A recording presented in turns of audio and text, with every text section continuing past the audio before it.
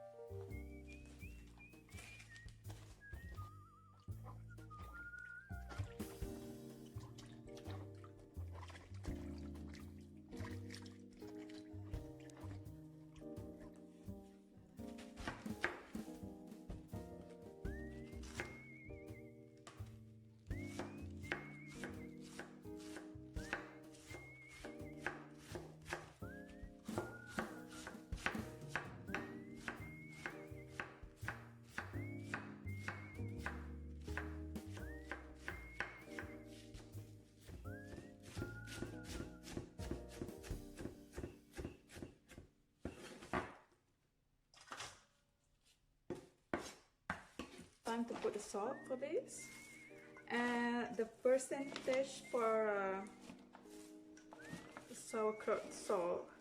Every 5 pounds of cabbage from USDA's fermentation said every 5 pounds of cabbage you need to put about 3 tablespoons of canning salt, non-iodized salt. Always measure them with my kitchen scale before I mix salt in it. So what I do is I just mix all of this. You don't want to put too much salt or less salt for this. So the salt is supposed to be with the good percentage. When you put less salt for this fermentation, and the cabbage is not turned out really well, it's gonna be it's mushy, not too crunchy. And when you put too much salt, it's gonna be salty.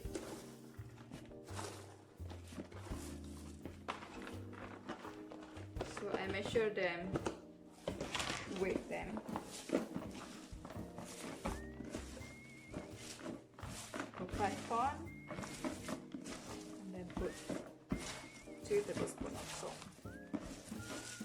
Just let them sit for a while, for about 30 minutes. Now is the fun part. We're gonna stuff the cabbage that's already soft inside the crock. So all you need to do is you just fill it.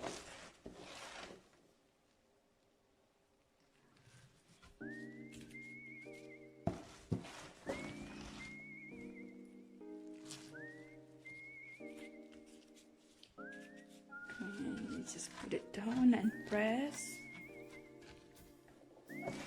It's the best way to do this. It's if you have the crock ponder that you can just bounce the cabbage down, so we'll release all the juice from the cabbage and then it will back down. When I use this one because I don't have the crock ponder right now, which is its work. I use this all the time.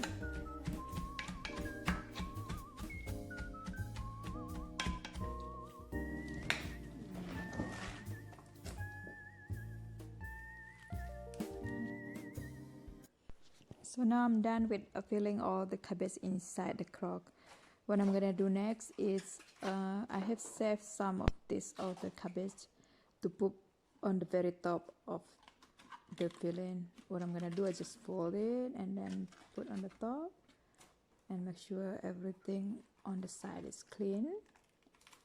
While we do that, we need to make sure no exposure cabbage on the side of the crock, because it can create moldy or a bad on the cabbage itself.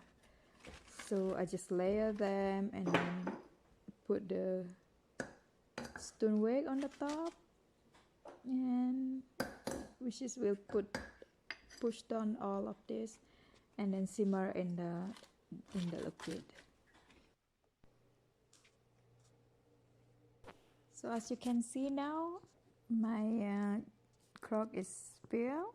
I have the stoneweg there, and I make sure the liquid is 1 inch on the top of the stoneweg, and I need to pour this salt water on the rim before I put the lid on, to make sure no air coming in and to stop the fly get into my sauerkraut. It's done. See you in 3-4 weeks.